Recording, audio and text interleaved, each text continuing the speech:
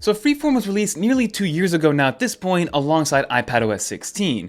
It was an alternative to the Notes app that was a little bit more collaborative, a little bit more creativity focused, and it was this endless whiteboard that could be used alongside other people. And then of course it had all the bells and whistles that came alongside being in the Apple ecosystem like FaceTime, real-time collaboration, being used across all your different iDevices, and for some reason it's gone under the radar. But in this video, I'm gonna let you guys know exactly how to use Freeform, a complete walkthrough, and exactly how powerful it is, as well as talk about some of the new features coming out with iPadOS 18. But if you like videos like this one, be sure to subscribe to the channel, and without further ado, let's talk about Freeform on iPadOS 18, and this will be the only video you need to watch about Freeform. Let's get into it. Well, alright everyone, let's get right into this video, and just to preface this, I am using the M4 iPad Pro with a 13-inch variant, and I am on the latest version of iPadOS 18 Developer Beta 3.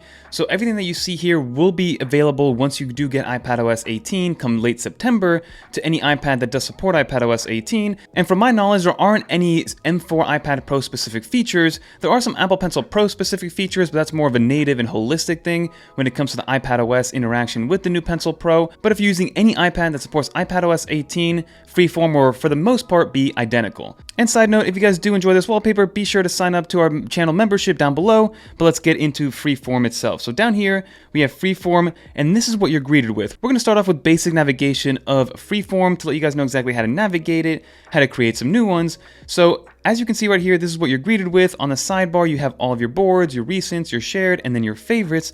So you have an ability to actually maybe organize them a little bit. Now, one thing that is missing that hopefully does come at some point is the ability to create Freeform folders over here, because as of right now, this is the only way to categorize your different Freeform canvases, but you can remove that to the side by pressing that button. And then you have your toolbar up here, so you have the ability to create a new one. You have the ability to then filter and categorize and list depending on either icons or lists, as you can see right here.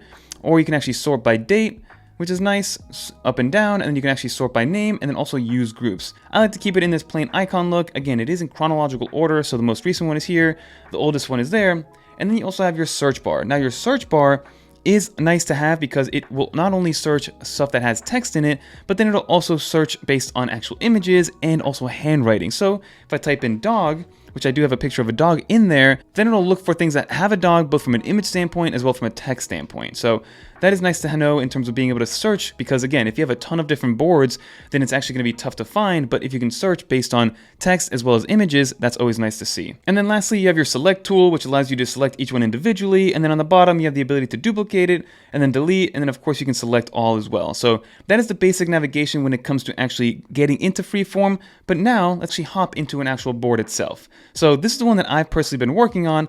And what I like about Freeform, especially compared to something like Apple Notes, is that it's basically an infinite canvas to be able to do as much as you want, depending on what you're doing, right? So if I zoom all the way in, you can zoom into different sections of the board, as you can see right here. And if I zoom all the way out, it's for the most part infinite. Now there is an actual limit to how much you can zoom out. As you can see, the percentages on the bottom left show you how much you can zoom out. And if I zoom in, you can actually zoom in up to 400% depending on what you're seeing. So as you can see, there's an image, but if you try to zoom in to a section that doesn't have anything, then it's going to limit you to how much you can zoom in, because again, there's nothing to zoom into. But for basic navigation, I want to walk you guys through just the top toolbar. So the first one is naming the actual board. So if you tap on here, the ability to rename it, to favorite it, to find, alignment settings, which we'll touch right there. So snap to grid, center lines, edge lines, spacing guides, which we'll touch on in a little bit. You have the math results, so suggest results, insert results, and off. And then you have the ability to export as a PDF as well as print directly from here. And then you also have your share button right here, which we'll touch on in a little bit. And then on top you have your different tools like your pen, your sticky notes, your shapes, your text, as well as your photos. You also have a share button here, and then you have the ability to create a new one. So if I press on this, it'll just create a brand new board. And then on the bottom right, you have a couple other settings. So if I zoom in, you can see that this is a grid, so you can see all these little dots. If I press on this, it does remove the dots. I personally prefer the dots because I like to kind of draw things out and make sure that it's at least semi-aligned. And then you also have this connector section right here, which allows you to add connectors to different pieces of the actual board. So you can see right here, this is a connector. If I tap on this, then you have the ability to add different connectors, which is cool to see. And then the connector stays with that actual image or shape or whatever it's actually connected to. And then finally, on the bottom left, you do have your percentage in terms of how much you're zoomed in. So I can press 10% to zoom all the way out, for 100% to zoom as far in as I can, and there's some other ones in the middle right here which I like to see as well. And then you have what's new with iPadOS 18 and Freeform, which is the different scenes, which allows you to kind of go to the different scenes and sections of the actual Freeform app or the actual board. So if I go to video structure, it'll take me there. If I go to the thumbnail idea, it'll take me there. So you can easily kind of find what you're looking for instead of kind of like zooming out and moving stuff around. So again, just something that makes it a little bit easier to navigate overall. So that is the basic navigation and all the different buttons in order to get you started with something like Freeform. But before we get into all the tools of Freeform and how to use Freeform, I wanted to give a quick word to our sponsor, Paperlike. Let's see what they have to say. Paperlike was one of the first iPad accessories that I'd ever tried. The moment that I got my 2018 iPad Pro, I knew I'd have to get the screen protector, and it never disappointed. So now, 5 years later, Paperlike has just released their new version 2.1, or their Swiss Paperlike. Paperlike's proprietary nanodots are tiny microbeads that add resistance and improve haptic feedback when using the Apple Pencil on your iPad, mimicking the feel of writing on paper. The new nano texture display on the 2024 iPad Pros does reduce glare but doesn't actually enhance the haptic feedback for the Apple Pencil, so for a paper-like feel and better Apple Pencil experience, Paperlike is still the best choice. But they recently decided to bring their iPad accessory expertise and create a new premium folio case for the iPad Pro and iPad Air. Their new charcoal folio case aims to bring users the look and feel of your favorite notebook, but for your iPad. My favorite part is how it actually connects via magnets instead of having a shell or a case to mount it. All you do is slap your iPad on the magnets to hold it sturdily in place. As you can see, my scientific shake test lets you know just how strong those magnets are. If you're looking for a tri-fold folio case that protects your iPad, can act as a stand and a canvas, is premium and lightweight, you definitely got to give this one a try. Click the first link in the description below to check it out. It really helps support the 9to5Mac channel. So thank you to Paperlike for partnering up with 9to5Mac, and now back to the video. So big shout out to Paperlike for always supporting the channel, but now let's get into actually how to use Freeform and what you can actually do with it. So let's start off with the actual pencil and everything that you can do with the Apple Pencil. So the moment you grab your Apple Pencil, I'm using the Apple Pencil Pro, and for the most part, it's identical to any other pencil experience, aside from the little shortcut which you actually tap to get this little kind of array of tools. But otherwise, it is pretty much the same exact experience overall. But as you can see, the moment I grab my Apple Pencil and actually just tap the screen, it's going to go into pencil writing mode, and now I am writing with the pencil. Now, for the most part, the things that you're used to using with the pencil, like being able to draw a square, and then it kind of fixes itself to become a square, a perfect square, or a circle to become a perfect circle. So the ability to create auto shapes is here with Freeform. You do have the ability to get your actual toolbar out here. So you have your, your ruler over here, which you can draw on and make perfect lines if you want to.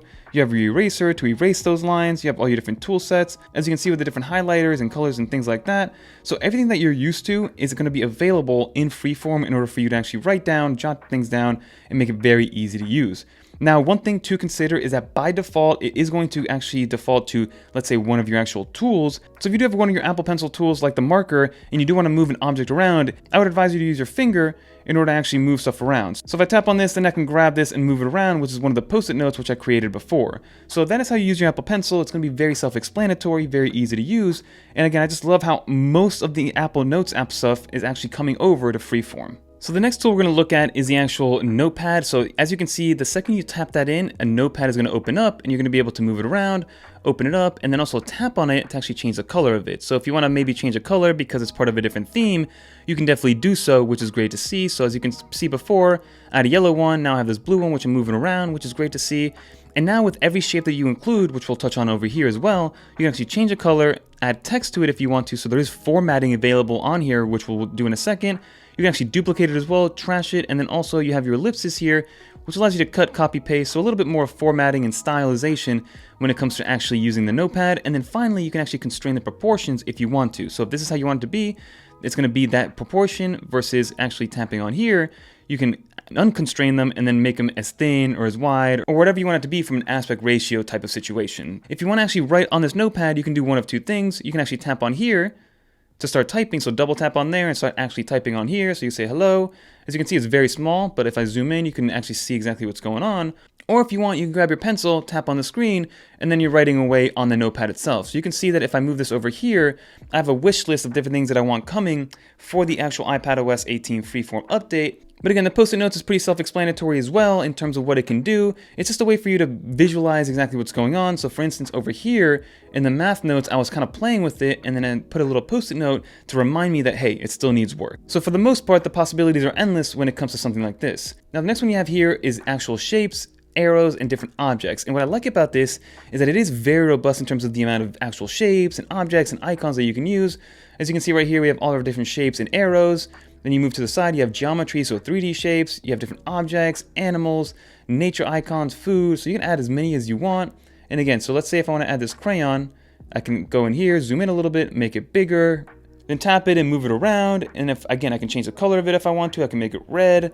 I can have this right here to give it an outline. If I want the outline to be in black, I can move it up. So again, there's plenty of formatting options when it comes to all the different shapes that you can add. And then of course, if I tap on my pencil, I can actually write all over it if I want to scratch it out. And if I double tap in there, you can actually type in the Apple Pencil if you do see fit. So all the objects act exactly like the Post-it notes, where you can format it the way you want, type in it with actual type, handwrite in it with actual handwriting, and then treat it like an object or shape with a bunch of different formatting options, which is awesome to see. And now another thing I want to show off is, let's say I wanted to add a clipboard here. Let's grab this over here. Let's grab the clipboard and move it around, make it a little bit bigger. But as you can see, you have these little arrows on the right hand and left hand side, and also on the top and bottom of all the objects. And the reason that's showing up is because we have this turned on. If I tap on this and turn it off, they're gone. But if I want to, I can just tap on this, the arrow, and then move a little line connected to one of the dots. And now whenever I move the clipboard, it moves with the actual line as well. So that's something to consider if maybe you're creating an org chart or another diagram to kind of show something off at the end of the day. It's easy to move stuff around and you don't have to worry about maybe reformatting the area that you previously put in because it's not actually being physically connected, but it is physically or at least virtually connected to the actual object itself. So moving it around is going to be very seamless. The next tool, which also is very easy to use, is the text box tool. So I just tap that in. I can make this bigger or smaller, double tap to start entering text, saying hello, create a scene, and then as you can see, it's very easy to use. I can make it, again, bigger or smaller. I can tap on here to change the formatting. I can translate it. So all the different kind of native features that are going on with iPadOS and iOS and macOS will be able to be used in here, like being able to translate and being able to change formatting and spacing and duplicating and changing the size. And now to show you what a scene creation looks like, you just tap on here. I'm going to zoom into what I want it to be in the scene. Tap on this guy right here. Let's press add a scene, and then you can see that it took a snapshot of that scene and it goes right back to it whenever I move around. So if I tap on here, I can also rename that scene as new scene. So if I move back here, press done, and now every time I go away, so let's say I move over here to the math notes, if I tap on here and go to new scene, it'll take me directly to that new scene with the same zoom ratio that we had before, so it's easy to see. So you can see how awesome this could be when it comes to actually moving around and navigating the display, because again, this is an infinite canvas that can get pretty hard to navigate if you have a lot going on and a lot of people using it at the same time. And now the final tool I want to show off is this image tool, and this is one that can give you a lot of different options. So you can add different photos or videos from your camera roll, you can access the camera directly, you can add stickers, you can scan documents and put them in here, you can add links, and you can also insert files from your folders app. So first and foremost, let's add a photo on here. So for instance, let's add this iPad photo and then maybe this photo right here. Let's add both of them. Now it's going to be added together, so if I move them both together at the same time, it's going to make them larger at the same time. But if I tap away, I can just tap on this one and move it around. And you can see that there are some alignment options as well. So if I want to align it perfectly or align it over it, I can do that. But it is nice to see that you can add images in full resolution on here. And then for instance, maybe tap on here, point the arrow at it and say, look at this, and then create a scene to go back to it when I see fit. So if I want to go back to that scene, now it's there. So you can see how nice that would be to make sure that you get people to see this exact scene or these images. And then to show you guys some other options as well, you have the ability to then add stickers from before, so adding emojis and stickers that you created in the past. So for instance, if I want to add this one right here, it has my dog, I can make it bigger, it's a little sticker that I had before, maybe add another one if I want to, something of me holding a phone. So as you can see, it works perfectly as intended, which is to be able to create whatever you want with images, which is nice to see. As you can see with the different image sizes over here, we have the ability to change the image, original size, replace, remove background. So if I tap on remove background, now I have just the iPad being held, kind of like the sticker situation. So again, it's not absolutely perfect, so if I zoom all the way in, you can see that there is a little bit of an issue right here, but overall, it does work as intended, which is cool to see. If I tap on it again, I can actually view the image in totality, go away from it. I can then actually zoom into it if I want to. But again, I do wish that we can kind of change the shape of it. So if I wanted to have it around a circle or in a heart shape, I wish I was able to do that, but for now, that's not available. The next piece of media that you can add is actually a link. So if I tap on link right here, and let's say I want it to go to 9 to 5 Mac, we'll press insert, And then you can see a little card that gets added, which is the home screen right now of the 9 to 5 Mac website. I can make it bigger, make it smaller, and actually I can interact with it if I want to by actually pressing this button right here. And then it takes me exactly to the 9 to 5 Mac homepage, and I can easily just go back, and then I'm good to go. So again, think about this in a project setting where you're collaborating with other people, and maybe you're getting some inspiration and maybe some mood boarding, and where you're finding that inspiration from. You can just add link cards on here so then people can then reference it later and after the fact to see exactly where this is coming from, and then be also inspired by what you're getting inspired by as well. And then the final thing I want to show off is a collaboration feature, because that's one of the most important pieces of Freeform. So as you can see, there's a little bubble over this icon right here, and that's because I'm on my actual computer, which is on this screen over here, using Freeform and actually navigating it and using it in real time. So if I move this over to the left, it'll actually move in real time. So I'm moving it with my mouse on my Mac computer, and the same thing goes if I move it here, it's going to move on the actual computer itself. So that's nice that it does work in real time. It works instantaneously for the most part, as long as you have a good internet connection. And then also, if you do end up sharing this with another person, you can actually manage everything on here, and you can message them, FaceTime them, and call them, and then be able to use that in real time to, let's say, maybe collaborate with a FaceTime and let them know what you're doing and how to do it.